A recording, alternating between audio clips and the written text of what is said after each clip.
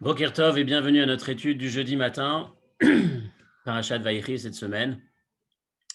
Nous terminons ensemble le premier livre de la Torah et forcément nous allons essayer de voir comment est-ce que dans cette paracha, il y a de quoi s'inspirer surtout en guise de conclusion du premier livre de la Torah, une idée forte qui donne la direction au peuple juif tout entier, puisque le premier livre, c'est quand même le livre du début de la Genèse, du début de l'histoire du peuple juif, avec les patriarches, avec les fondements du judaïsme.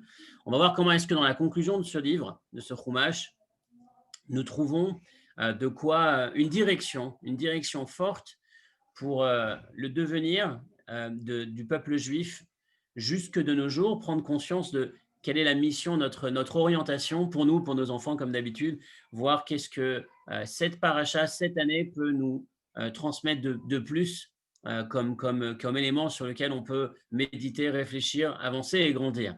Vous savez, on a tous dans la vie, depuis très jeune d'ailleurs, des modèles, je dirais peut-être presque des idoles, euh, pour lesquels on s'imaginera tout le temps aspirer, avoir qu'un seul rêve, c'est devenir eux, les imiter, leur ressembler, être ces personnes. Vous savez, c'est ces posters qu'on affiche chez soi à la maison quand on est jeune, quand on est adolescent, on entre, on a la chambre tapissée avec ces idoles qu'on souhaite, qu'on rêve de devenir un jour. Bon, il est vrai que par la suite, on évolue et qu'on a peut-être d'autres modèles et que finalement, on n'aura pas exactement le même look que celui qui était affiché dans la chambre à coucher, mais il y a cette notion de poster affiché, de modèle, d'idole, d'individus qu'on idéalise et qu'on rêve de devenir quand on est jeune, quand on est enfant, et même adulte, sans qu'il y ait de poster affiché, on a cette image, cette forme d'égérie qu'on se fixe, qu'on souhaite, qu'on rêve être soi-même. Et si on se pose la question, quel est le modèle idéal du judaïsme, du peuple juif? Quelle est cette idole ou cet être humain, ce maître que l'on devrait tous devenir, que l'on devrait tous aspirer à être, ou alors qu'on devrait souhaiter à nos enfants d'être?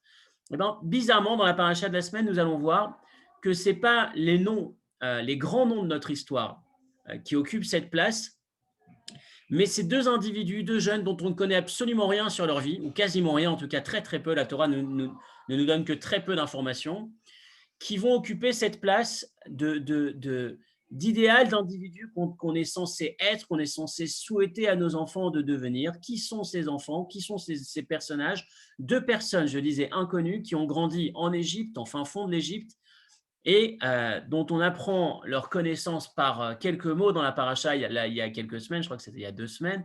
Et cette semaine, on nous raconte que lorsque on souhaite bénir ses enfants, dans les moments les plus forts de la vie, à la veille d'un mariage, le vendredi soir, on va voir que certains ont l'habitude de le faire tous les vendredis soirs, à la veille de Kippour, ce moment tellement fort où le père se tourne vers son fils et lui envoie une bénédiction, le bénit. Quel est le modèle? Quelle est la seule phrase qu'il va dire quasiment à son fils?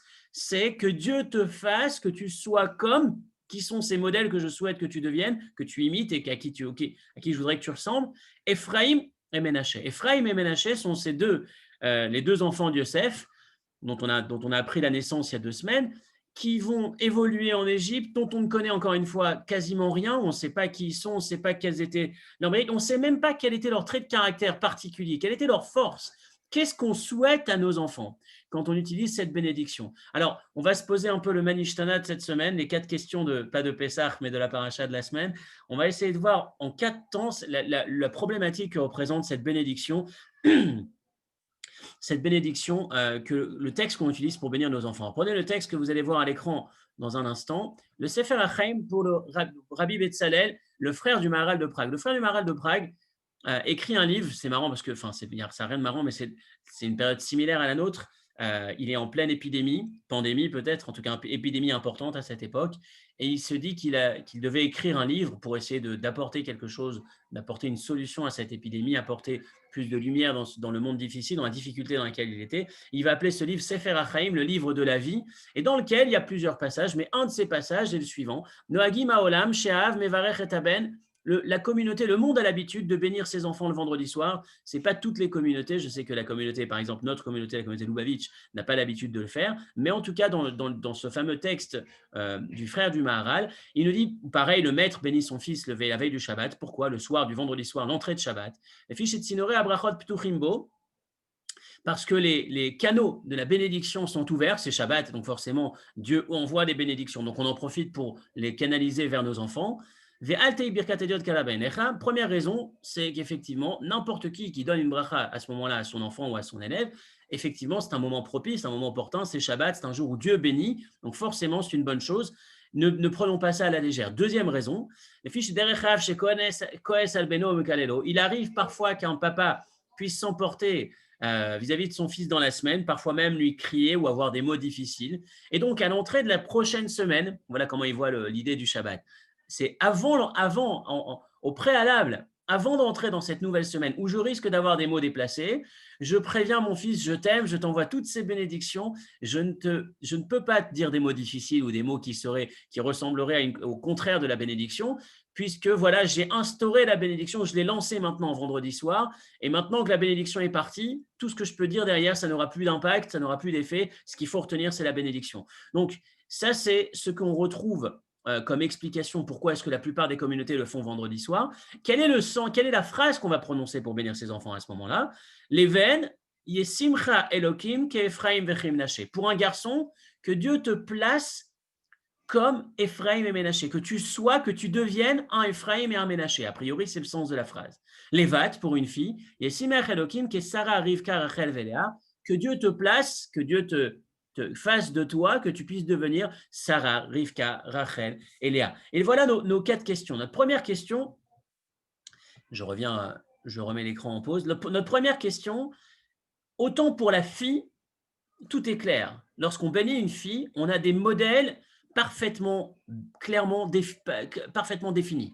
Il s'agit de Sarah, Rivka, Rachel et Léa. On sait exactement qui sont ces grandes dames, ces immenses personnages de l'histoire du peuple juif. Les matriarches, on connaît leur histoire, on connaît leur parcours, leur dévouement, leur qualité, enfin toute leur grandeur, elle est longuement développée. Donc on sait qui sont ces modèles. Par contre, lorsqu'on parle de Ephraim et Ménaché, ce sont 2 individus qui ont évolué en Égypte, dont on ne connaît rien. Donc notre première question, pourquoi ce décalage? Entre les filles, c'est clair, pour les garçons, c'est pas clair. Mais surtout, notre deuxième question, quel est le sens de cette bénédiction? Qu'est-ce qu'on promet à nos enfants? On leur souhaite de devenir quoi? Des grands maîtres, des grands érudits, des individus totalement dévoués pour la collectivité, pour la communauté, des gens qui s'investissent pour l'autre, des gens qui vont s'attacher à Dieu, de donner leur vie pour Dieu. Quel est le sens lorsque je dis à mon fils, sois un Ephraim et un Ménaché? Quel est le message? Quelle est l'image? Quelle est la référence? Ou plutôt à quoi font référence Ephraim et Ménaché comme qualité humaine, comme individu que je souhaiterais qu'ils deviennent ces enfants? Et c'est donc notre deuxième question. Notre troisième question, et c'est très difficile à l'entendre, c'est que, pardon, celui qui a inventé cette bénédiction, Yesimcha Elokim ke'Ephraim vechim Menaché. D'où elle vient cette formule? C'est la paracha de la semaine. Revenons un tout petit peu au début de l'histoire. On va reprendre le texte, comme ça vous le lisez avec nous, les premières parties de la paracha de cette semaine. Prenez la référence numéro 2. La référence numéro 2 nous dit Vaikach Yosef et Shenem et Ephraim bimino misemol Israël et Menaché bismolo bimin Israël. Le point de départ, c'est Yosef qui apprend que son père est en train de quitter ce monde. Il est en fin de vie. Il est malade, et une maladie de laquelle, logiquement, il ne devrait pas se remettre. Et donc, son père lui dit viens me voir avec tes enfants, je vais leur donner une bénédiction avant de partir. Donc, Yosef vient, présente ses enfants, et on va voir dans le détail exactement de quelle manière il le fait. Je reviendrai dans quelques instants sur ce texte. Et Yaakov va commencer à bénir ses enfants, ses petits-enfants, pardon, avec un texte de bénédiction, très content de les voir avec une formule. Puis à un moment donné, il dit Becha yevarech Israël les morts, yesimcha, il est là. Becha va yevarechem bayom haou les morts. Donc il va les bénir ce jour-là, donc ses petits-enfants, en utilisant la formule suivante Becha yevarech Israël les morts. Ainsi, par toi, le peuple juif bénira ses enfants en disant, ou bénira tout court en disant, Yesimcha Elokim ke'Ephraim vechim Menaché. Rashi explique quel est le sens de cette phrase. Haba levarech et banav, celui qui s'apprête à bénir ses enfants, yevarechem kevirkatam, il fera exactement la même bénédiction, où il les bénira selon la bénédiction que Yaakov est en train d'utiliser maintenant. Yomar ish livno, et chaque personne dira à son fils, Yesimcha Elokim ke'Ephraim vechim Menaché, que Dieu te place, te rende face de toi un Ephraim et un Ménaché. Et notre troisième question est, Yaakov, tu as des ancêtres extraordinaires.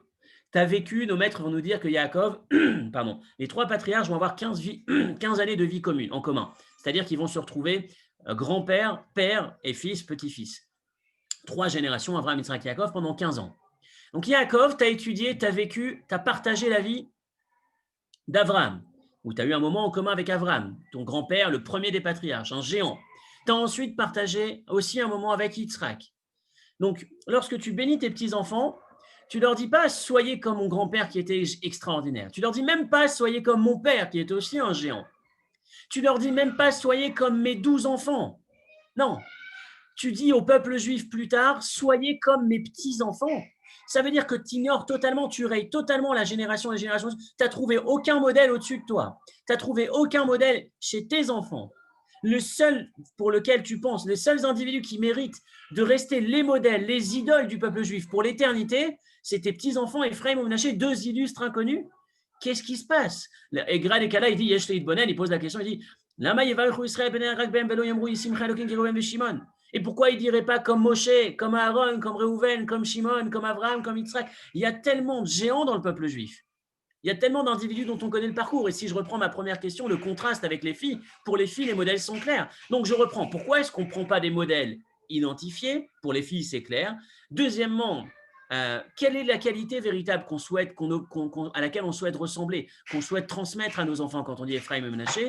Troisièmement, finalement, Yaakov, c'est là où ça devient plus difficile. Yaakov, toi-même, tu as connu Abraham, tu as connu Yitzhak, tu as 12 enfants extraordinaires. Et les seuls que tu prends en modèle, c'est les petits-enfants. Et enfin, notre quatrième question qui a fait couler beaucoup d'encre, et je suis certain que vous avez forcément déjà entendu différents commentaires ou différents cours ou études qui traitent de ce sujet. C'est un problème, enfin une énorme difficulté. C'est cette histoire de Ephraim qui est juste avant Ménaché. Si on reprend l'histoire, il y a un petit peu de bruit, j'imagine, vous entendez le bruit derrière ou pas? Oui? Alors, excusez-moi, je vais juste mettre en pause une seconde, je vais demander un peu de calme parce qu'on est en plein centre aéré, donc ça fait un peu de bruit derrière. Ne quittez pas.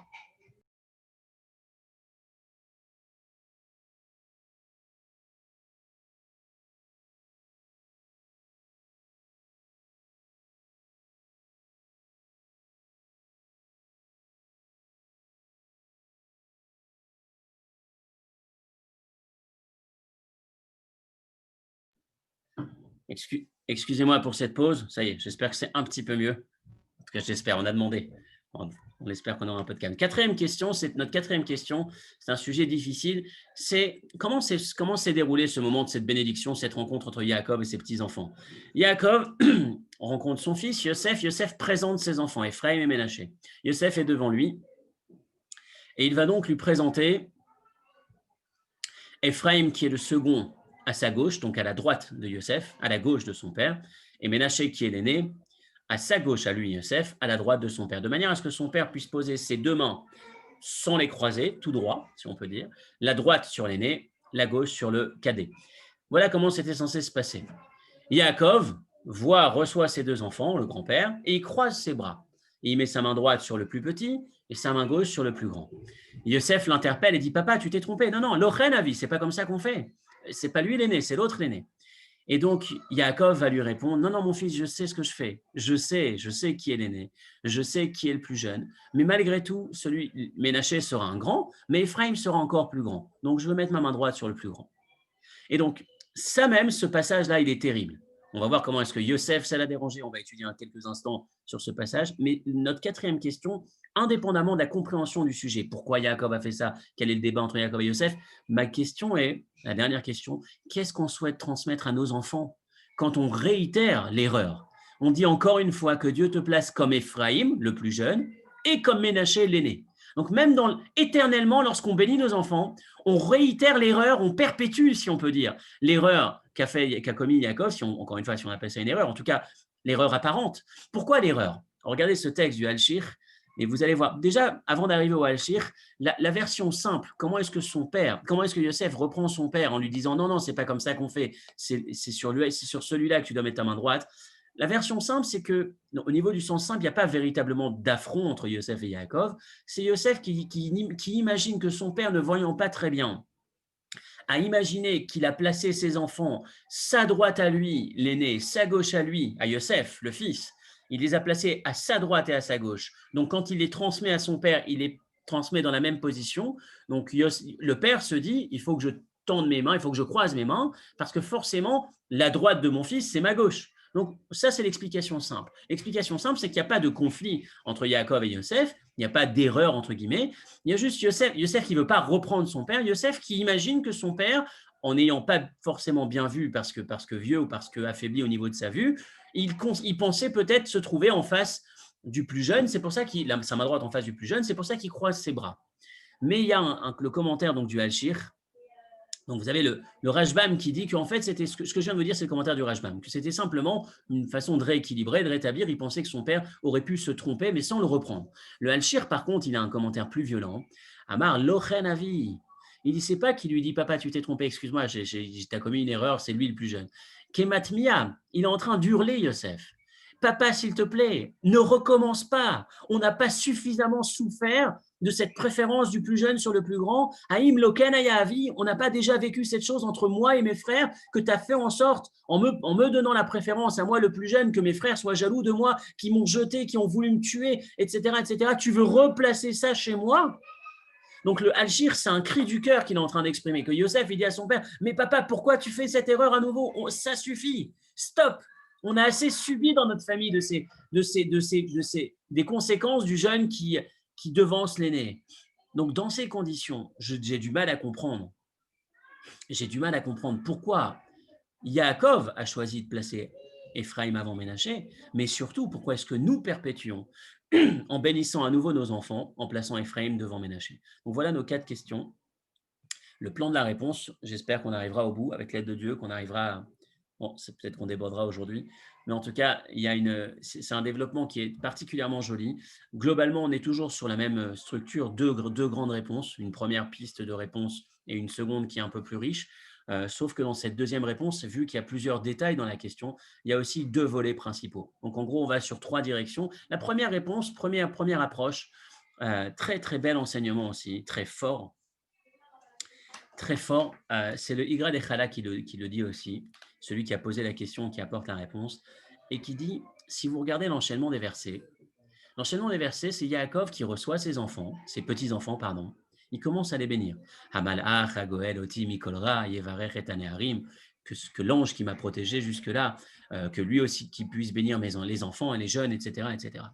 Et juste ensuite, on a, alors c'est à peu près dans cet ordre, il voit quelque chose. Il faut que je retrouve l'expression du texte. Laissez-moi juste une seconde que je retrouve le verset. Oui, ensuite, il y a l'échange entre le fils et le père sur la main droite, la main gauche. Le fils qui lui dit, c'est pas comme ça qu'il faut faire. Et à ce moment-là, Yaakov dit, Becha Yevarer Israël. Dorénavant, le peuple juif, tout le peuple juif bénira par toi, par ses enfants, comme ayant ses enfants en modèle. Ephraim et Ménaché. Qu'est-ce qui s'est passé entre les deux? Et il va donner le commentaire suivant. Il va dire que depuis tout le livre Bereshit, depuis le début du livre Bereshit, toute cette histoire, toute l'histoire de l'humanité commence par systématiquement quelqu'un qui se fait doubler, quelqu'un qui est jaloux de l'autre. Ça commence par la lune. Il y avait 2 luminaires et la lune va être jalouse du soleil. Pourquoi elle, lui, brille plus que moi, et Dieu va lui dire, bon, bah, si c'est comme ça, va te faire plus petite. Il y aura un qui sera, voilà, il y a pourquoi le jour, pourquoi la nuit, bon, fais-toi plus petite, et la lune devient plus petite. Donc, premier élément, c'est la lune qui envie le soleil, et la chute. Deuxième élément, c'est le serpent qui envie l'homme, et qui va faire tomber l'homme dans la faute. Troisième élément, c'est la femme qui voudrait surtout pas qu'elle soit la seule à partir, et que son mari puisse se retrouver avec une autre, et qui va faire tomber son mari dans la faute.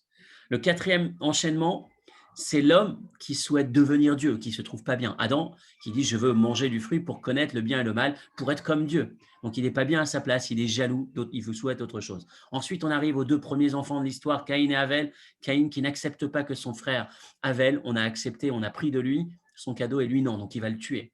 Ensuite, on a Ishmaël et Yitzhak. Ishmaël qui n'accepte pas que Yitzhak ait eu la primeur d'une certaine manière alors qu'il est plus grand, c'est lui l'aîné. Il va chercher Metzarek à jouer avec lui. Le commentaire va dire à le tuer. Il va chercher à l'éliminer. Ensuite, on a Esav qui n'accepte pas, ou Yaakov qui souhaite être Esav, Esav qui n'accepte pas que Yaakov le double dans les bénédictions. Et enfin, on a les frères de Yosef qui n'acceptent pas que Yosef les ait dépassés. Ils sont tous jaloux. Depuis le début de l'histoire, il y a systématiquement de la jalousie. Et là, de la jalousie, pas dans le sens jaloux, mais la définition que j'entends, c'est ne pas apprécier celui que je suis, mais souhaiter, considérer que je ne serai comblé qu'en étant ce que l'autre est. Et cette idée, c'est la première fois que ça change. On a Yaakov qui est en train de bénir ses petits-enfants. Tout va bien. Il avait prévu de les bénir, il les bénit. À la fin de la bénédiction, Yosef lui dit non papa, c'est pas comme ça, tu t'es trompé sur la droite, sur la gauche, c'est pas exactement comme ça qu'il faut le faire. Et qu'est-ce qui se passe à ce moment-là? Yaakov s'exprime, waouh, Becha Yevarech Israël. Dorénavant, c'est eux qui vont être les modèles pour l'avenir du peuple juif. Qu'est-ce qu'il est en train de dire? Il est en train de dire c'est la première fois de l'histoire que j'apprends que le jeune est passé au-devant du plus grand et il n'y a pas d'histoire et tout se passe bien. Ménaché et Ephraïm n'ont pas réagi. Quoi, Ménaché, tu cries pas? Tu cries pas au scandale, tu vas pas te battre, tu vas pas le frapper, le tuer, chercher à le tuer. Et rappelez-vous, Esav, il dit, dès que mon père meurt, je tue mon frère.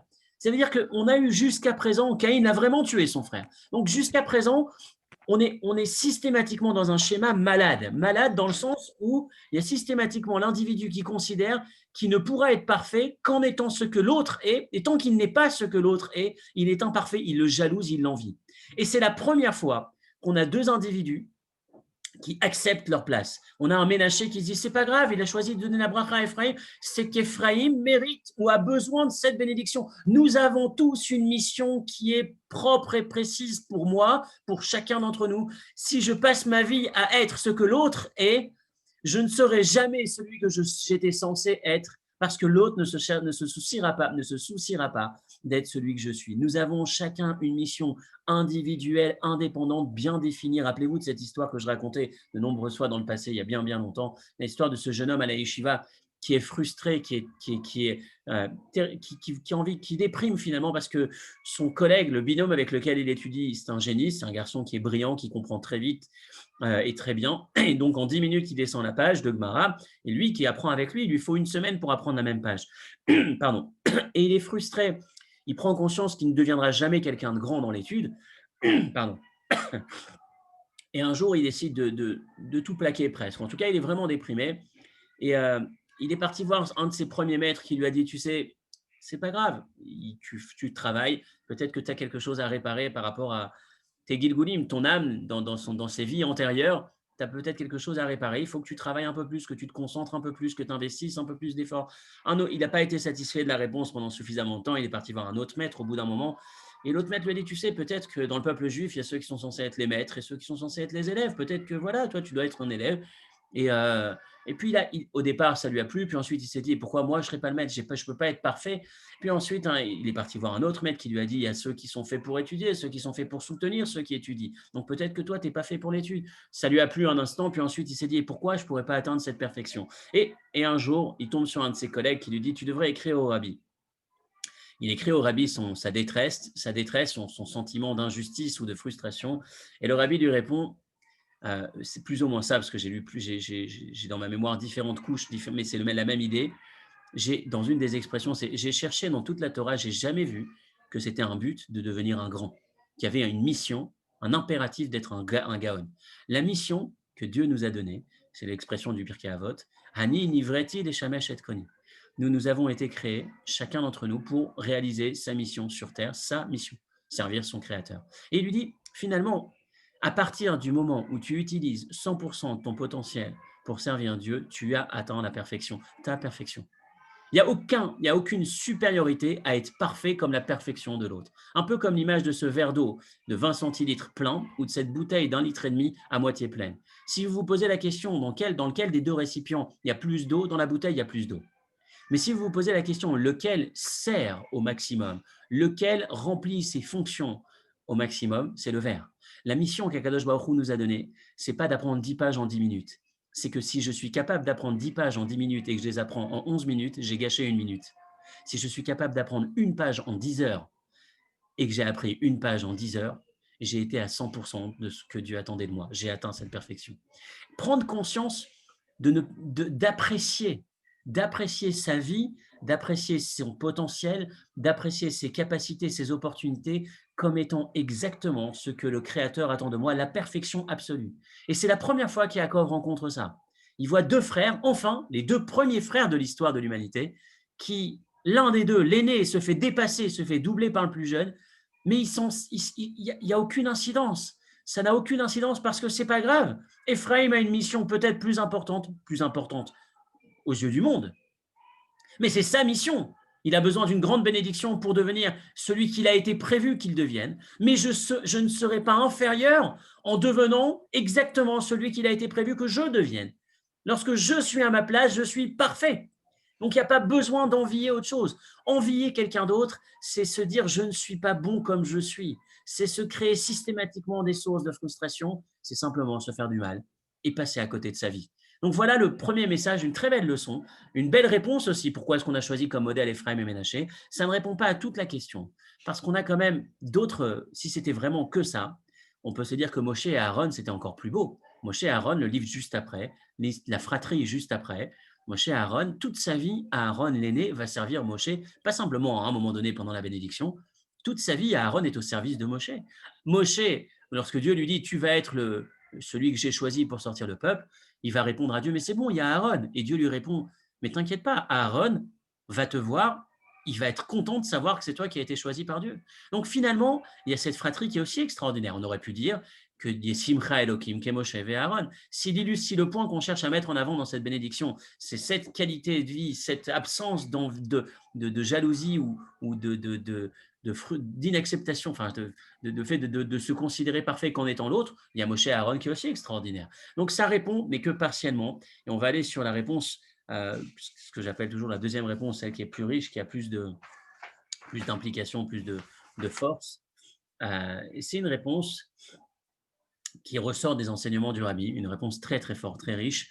Dans le texte, je ne sais pas si j'ai copié. Si, on a effectivement le texte que je vais vous citer dans quelques instants, qui est, voilà ce que Yaakov va découvrir, qui va le pousser à faire en sorte à citer Ephraim et Ménaché en référence comme modèle de l'avenir du peuple juif. Reprenez le cours, dans votre mémoire le cours d'il y a quelques semaines, lorsque c'était Parashat Vayeshev, si ma mémoire est bonne, lorsque Yosef arrive en Égypte et qu'on a décrit la situation de l'Égypte. On est remonté à Abraham et Sarah, ce couple qui a 75 ans, même plus de 75 ans, qui arrive en Égypte et qui, lorsqu'ils vont se faire renvoyer de l'Égypte, lorsque le roi va leur dire « Sortez, c'est dangereux, ne me dites pas pourquoi tu m'as dit que c'était ta sœur », il va envoyer des policiers, des gardes, des soldats pour le raccompagner. Il va lui dire « Ici, on ne peut pas rester comme ça. Ce pays, c'est un pays dangereux, c'est un pays dépravé, c'est Hervat Haaretz, un lieu dans lequel on reste quelques minutes, on peut se faire enlever. Tellement les abus sont importants, sont graves. » Hervat Haaretz, l'Égypte, c'est une catastrophe. Yaakov n'a pas vu son fils pendant 22 ans. Il arrive en Égypte, il va rencontrer son fils. Il s'apprête à voir ses petits-enfants qu'il n'a pas connus, Ephraim et Ménaché. Il se les imagine comment, d'après vous? La seule référence qu'il a en Égypte, c'est ses grands-parents, Abraham et Sarah. Et il sait, enfin, c'est pas la seule, en tout cas, c'est ce modèle qu'on a nous dans la Torah, qui décrit l'Égypte comme un pays catastrophique d'un point de vue moral. Il se dit qu'il va retrouver, il s'apprête à retrouver des petits-enfants, Ephraim et Ménaché, deux jolis Égyptiens, deux jeunes, deux ados égyptiens, certainement avec des valeurs limites, avec ce qu'ils ont pu prendre à la maison probablement, mais avec une influence terrible de l'extérieur, de l'environnement égyptien.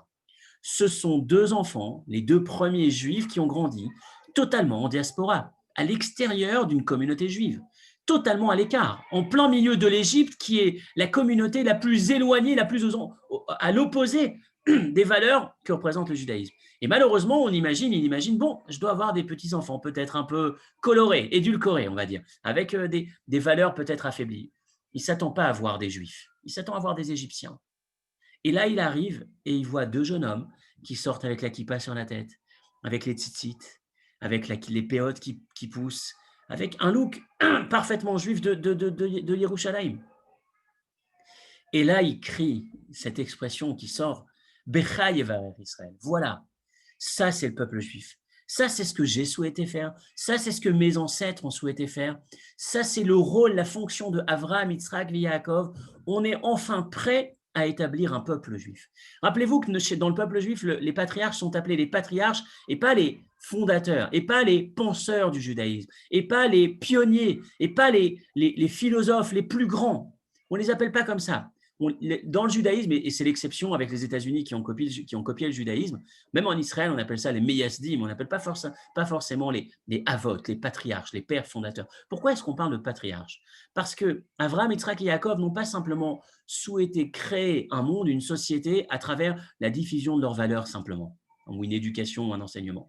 Ils ont souhaité faire en sorte de donner naissance à des enfants.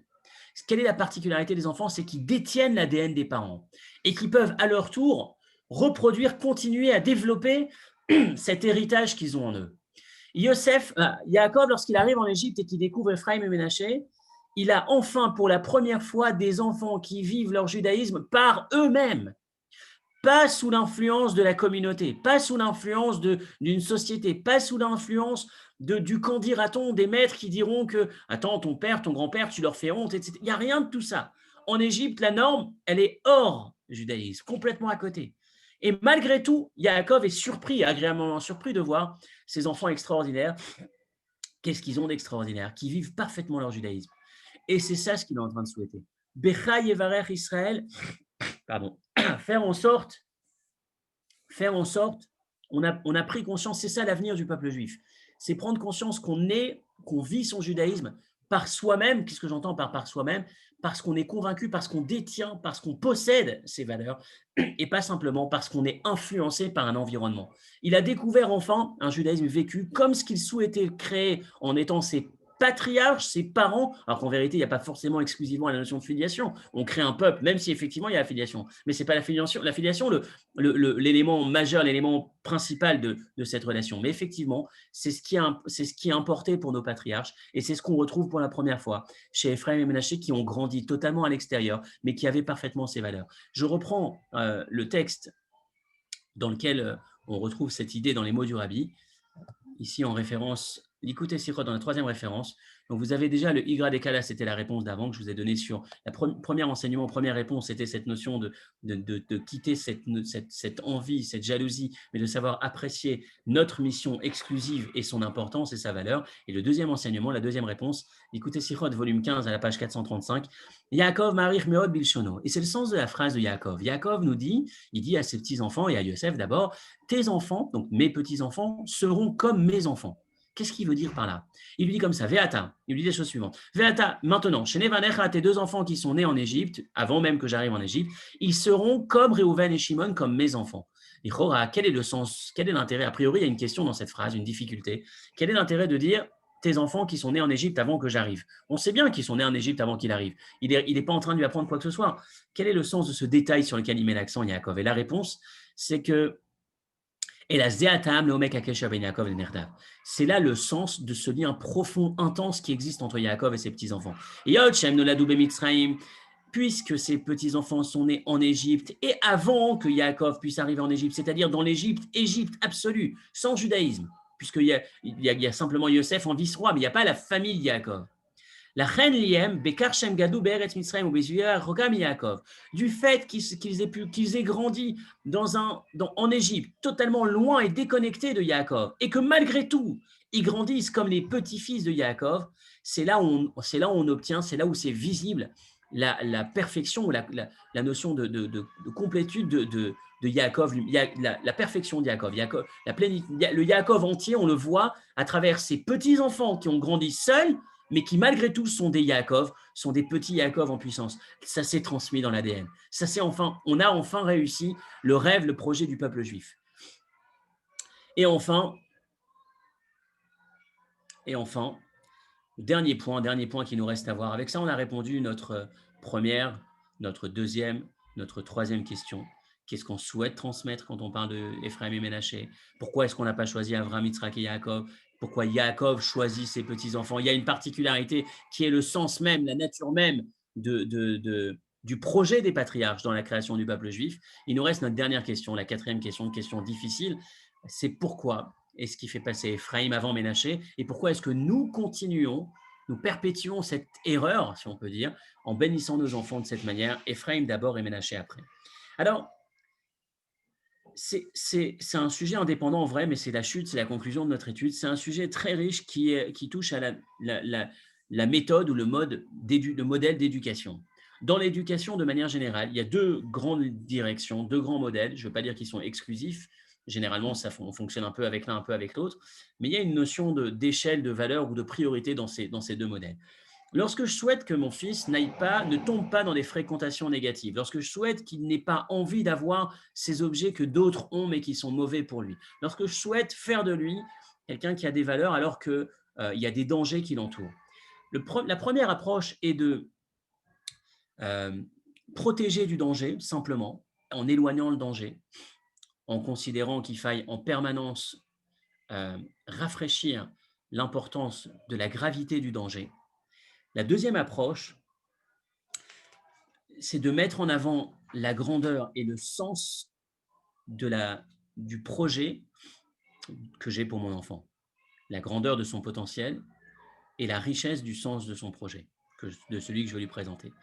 C'est-à-dire que soit je lui dis « ne perds pas ton temps avec ces voyous », ou soit je lui dis, enfin d'une certaine manière, je schématise, ou soit je lui dis « tu as tellement de choses, tellement de belles choses à faire. Vas-y, consacre ton temps dans les belles choses. » Ou tu as une mission, tu as une vie qui est tellement extraordinaire, tu as un potentiel. Bon, on peut l'illustrer dans plein de déclinaisons. On l'a fait dans le passé, donc je ne vais pas reprendre des exemples. Lorsque je casse, lorsqu'il sort avec une mauvaise note, est-ce que je vais simplement mettre en avant l'aspect négatif ou est-ce que je vais travailler sur le positif?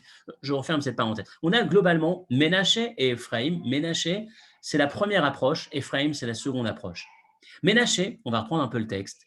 Quand Yosef va nommer ses enfants, Ménaché et Ephraim, Hashemot, Ménaché, Ephraim, c'est la dernière référence de la page, référence numéro 4. Hashemot, Ménaché et Ephraim, Mesamelim et Tatal Tala Arikshit Bacha Yosef. Ces deux noms, les deux enfants qu'il a eus, les deux manières de les nommer, représentent la zone de turbulence émotionnelle qu'a traversé Yosef. Hachem Ménaché, premièrement, Mazkir Shonimtsa Bemakom Shekorea Oto, lui rappelle en permanence qu'il est dans un lieu qui le déchire et qui le fait oublier au quotidien la maison de son père. Ménaché Nachani, la notion d'oubli, pardon. Mashe Orerbo et Agagu Aliotcham, Bevetavi. Ce qui permet à Yosef en permanence de languir la maison de son père. Il est en Égypte et il se souvient, qu'est-ce que ça manque le passé. C'était comment le bon vieux temps. Et de cette manière, il se renforce pour ne pas se laisser embarquer dans les dérives de l'Égypte. Comment? En se souvenant du manque du passé, en se souvenant du passé, en restant attaché au passé, en systématiquement se protégeant en étant dans le passé. Ephraim Neumadzot, Ephraim, le deuxième nom, représente à l'inverse et à Shevar Ve'aoda, la louange qu'il adresse à Dieu sur le plus à Ilui Vaïtaron chez Gielav Kan Bemitzrayim, de ce qu'il a pu obtenir en Égypte. Tout en étant en Égypte, il a réussi à devenir vice-roi. Il a réussi à faire de sa vie quelque chose d'extraordinaire, sauver l'humanité de la famine. Donc il y a deux aspects. Ménaché, attention, il ne faut pas que je me perde. Rappelle-toi du bon vieux temps, rappelle-toi de qui tu étais, rappelle-toi de quelles sont tes valeurs. Même si tu es coupé en permanence, rappelle-toi, protège-toi des dangers qui arrivent de l'extérieur. Et deuxième élément, je suis à l'extérieur et j'ai une mission. Je ne suis pas simplement en train de me perdre chez les autres. Rappelez-vous, il y a 2 semaines, on parlait dans Parashat Miket, je crois, on parlait de Yosef qui ne mangeait pas, qui ne déjeunait pas avec sa cour, avec les ministres, qui déjeunait seul, comme ce rappel, attention, je suis vice-roi d'Égypte, mais je ne me perds pas. Je sais qui je suis, je reste la tête hors de l'eau. Il y a besoin de ces rappels, c'est un peu du Ménaché, attention. Rappelle-toi qui tu es, ne te perds pas, protège-toi des dangers environnants. Il y a le deuxième élément, c'est j'ai ici, dans cette terre-là, une mission, un potentiel. J'ai une mission que je vais pouvoir réaliser dans ces circonstances. Je continue. Vehine Ménaché ou Abechor. Dans l'ordre, qui est-ce qui naît en premier? Le premier né, c'est Ménaché. Sheken Beseder Avoda Bepoel. Parce que concrètement, dans l'ordre de son développement, D'abord, je commence par Ménaché et ensuite j'arrive à Ephraim. Pourquoi? L'ifne chez Poalim be'eretz oni. Si je veux pouvoir agir en Égypte, dans ce pays difficile, à Sétov, avant de faire du bien en Égypte, la première chose, forcément, Mouchachim Levadé, nous sommes obligés de nous assurer qu'on n'est pas influencé par l'extérieur égyptien. Donc d'abord Ménaché, rappelle-toi qui tu es, rappelle-toi d'où tu viens, rappelle-toi en permanence du passé, rappelle-toi, vendredi soir, il faut que tu te rappelles, tu n'es pas en train de dîner je ne sais quoi, tu es en train de vivre un Shabbat. Rappelle-toi le dîner de chez tes parents, rappelle-toi comment c'était dans le passé. Donc, premièrement, se protéger, parce que si je ne me protège pas, je ne pourrais pas agir dans l'ordre chronologique des choses. Il y a d'abord Ménaché. Et c'est d'ailleurs ce qu'a fait Yosef. Sourmera, Aliede Shemit Kashrim Tmidi Imbetavi. La première étape, c'est s'éloigner du mal. Comment je fais pour me protéger, m'éloigner du mal, ne pas me laisser influencer en restant connecté à mon passé? Ça, c'est la première étape, Ménaché, dans l'ordre chronologique. Mais la finalité, le but absolu, c'est pas de rester dans le ménager. Bien qu'en stratégie, si on peut dire techniquement, je dois commencer par le ménager, je fais le ménage dans mon palais avant de faire entrer les jolis meubles. Sourmera va assez top. Dans l'ordre du verset, c'est éloigne-toi du mal et ensuite fais le bien. Fais le ménage, tu vas pas rentrer les meubles avant d'avoir nettoyé la saleté. D'abord, on fait le ménage et ensuite on fait entrer les belles choses, la décoration. C'est vrai que c'est le système, c'est le système chronologique. Je ne dis pas qu'il est exclusif, mais chronologiquement, effectivement, ça devrait se passer comme ça, pourrait se passer comme ça. Mais rappelons-nous que la finalité, c'est pas la chute en Égypte, c'est la remontée, la sortie, la montée, c'est-à-dire l'investissement de travail que Yosef va réaliser en Égypte. Ephraim. C'est la raison pour laquelle, dans la transmission de la bénédiction, ce que Yaakov transmet comme aîné, Yosef, il considère que l'aîné, c'est Ménaché, parce que dans l'ordre chronologique, c'est d'abord Ménaché, ensuite Ephraim. Ce qui m'a permis à moi, Yosef, de m'en sortir en Égypte, c'était effectivement d'abord Ménaché, rester attaché au passé, faire attention. C'est quoi rester attaché au passé? C'est faire attention, se protéger de l'extérieur et ensuite agir en Égypte. Mais l'objectif, et rappelez-vous que dans l'éducation, c'est une des clés absolues, la motivation.